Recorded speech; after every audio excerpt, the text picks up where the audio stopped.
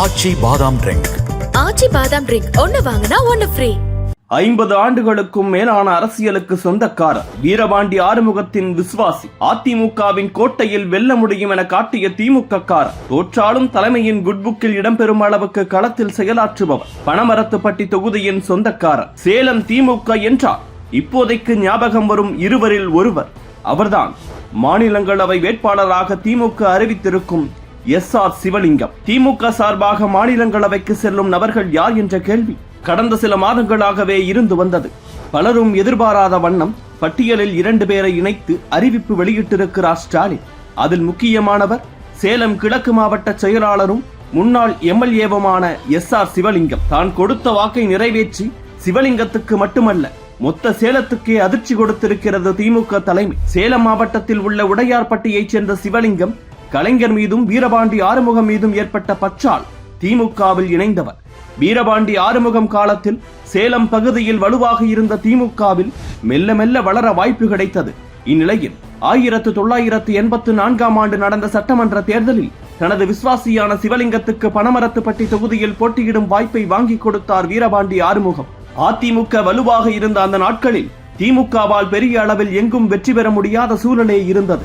அக்கட்சியின் முக்கிய தலைவர்களே தோல்வியை தழுவிய அந்த தேர்தலில் அதிமுகவின் ராஜாராமை எதிர்த்து களம் கண்ட சிவலிங்கத்தால் வெற்றி பெற முடியவில்லை. முதல் தேர்தலே தோல்வி. மனம் துவண்டு போனார் சிவலிங்கம். ஆனாலும் நம்பிக்கையை கைவிடாமல் தொடர்ந்து கட்சிக்காக உழைத்தார். மாவட்ட துணை செயலாளர் பதவி கொடுத்து ஊக்குவித்தது தலைமை. இதையடுத்து 1989ஆம் ஆண்டு தமிழ்நாட்டுக்கு தேர்தல் நடைபெற்றது. MGR மறைவால் அதிமுக 2ஆக உடைந்து யார் எந்த பக்கம் நிற்கிறார்கள் என்றே தெரியாத சூழல். திமுக தன்னை மீட்டுக் கொண்டு வர இந்த தேர்தல் பெரிதும் உதவியது. மீண்டும் பனைமரத்துப்பட்டி தொகுதியில் போட்டியிட சீட் வாங்கினார் சிவலிங்கம். திமுக பெரும்பான்மை பெற்ற அந்த தேர்தலில் வென்று பனமரத்துப்பட்டி MLA ஆனார் சிவலிங்கம்.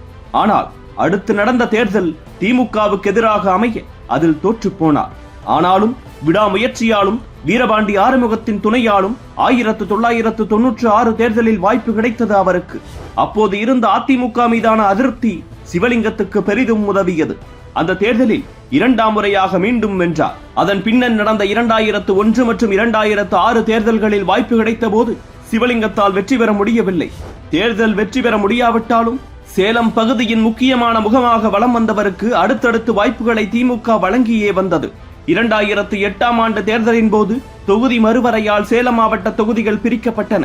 அப்போது பனைமரத்துப்பட்டி தொகுதி காணாமல் போனது. இதனால் சேலம் தெற்கு தொகுதியில் போட்டியிட்டார் சிவலிங்கம். ஆனால் மீண்டும் தோல்வி. இந்த காலகட்டத்தில் தான் சேலத்தில் வீரபாண்டி ஆறுமுகத்தின் ஆதிக்கம் மெல்ல மெல்ல குறைந்து ராஜேந்திரன் அணி வலிமையாக மாறத் தொடங்கியிருந்தது. ஆனாலும் ஒருங்கிணைந்த சேலம் மாவட்ட செயலாளராக வீரபாண்டி ஆறுமுகமே இருந்து வந்தார். இந்நிலையில்தான் 2012ஆம் ஆண்டு உடல்நலக்குறைவால் வீரபாண்டி ஆறுமுகம் மறைய அவருக்கு அடுத்த நிலையில் இருந்த சிவலிங்கத்தை மாவட்ட செயலாளராக்கினார் கலைஞர். MLAவாகவோ MPயாகவோ இல்லாமல் திமுகவின் மிகப்பெரிய மாவட்டத்தை கட்டி ஆண்டு வந்தார் சிவலிங்கம்.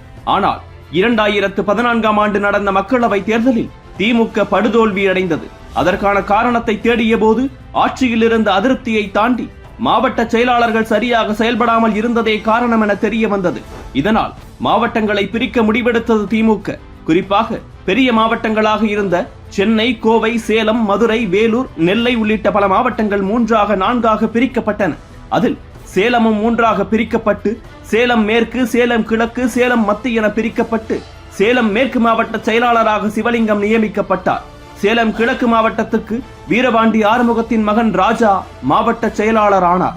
ஆனால் மாவட்டம் பிரித்ததுதான் தாமதம். கட்சிக்குள் கோஷ்டி மோதல் உருவானது. மாவட்டத்துக்குள் நடந்த நியமனங்கள் குறித்து தலைமைக்கு புகார்கள் பறந்தன.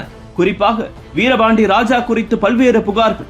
2021 தேர்தல் நெருங்கி வந்த சமயம் என்பதால் உடனடியாக இதனை சரி செய்ய திமுக தலைமை நினைத்தது. இதேபோல நாமக்கல் மாவட்டத்திலும் புகார்கள் வந்தன. சேலத்தில் வீரபாண்டி ராஜாவுக்கு தேர்தல் பணிக்குழு செயலாளர் பதவி வழங்கப்பட்டது.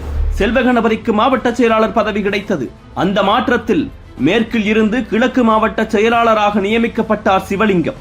மிகப்பெரிய மாவட்டத்தை கட்டியாண்டவருக்கு பதவி மாற்றங்கள் அதிருப்தியை கொடுத்தன. ஆனாலும் 2021 தேர்தலில் தனக்கு வாய்ப்பு கிடைக்கும் என நம்பினார். ஆனால் ஏமாற்றமே மிஞ்சியது. இருந்தபோதும் 2024 நாடாளுமன்ற தேர்தலில் போட்டியிடும் எண்ணத்தில் அதனை பெரிதாக எடுத்துக்கொள்ளாமல் செயல்பட்டார் சிவலிங்கம்.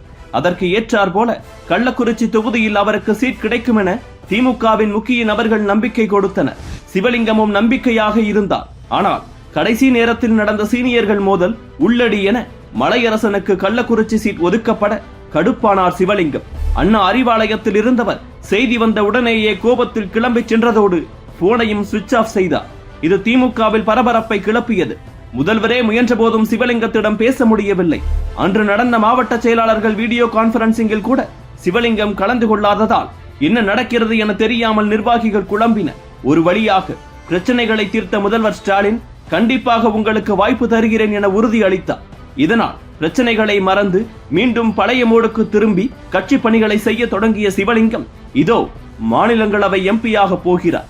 சொன்ன சொல்லை ஸ்டாலின் காப்பாற்றி விட்டதாக திமுகவினர் சிலாகிக்கின்றனர்.